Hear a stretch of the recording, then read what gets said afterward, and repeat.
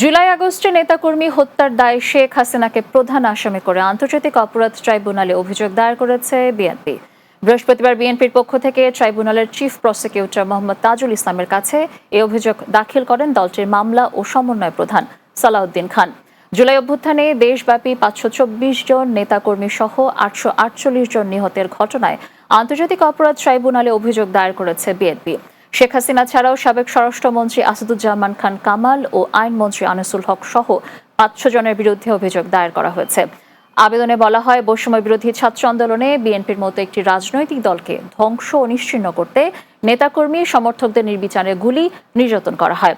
আসামির বিরুদ্ধে তদন্ত করে বিচারের আওতায় আনার কথা বলেন। সারা বাংলাদেশে মামলা চলছে, মামলার কার্যক্রম চলছে। আমরা আজকে সেই মামলার বিষয়গুলো নিয়েই এই আন্তর্জাতিক অপরাধ ট্রাইব্যুনালে আমরা এসেছিলাম।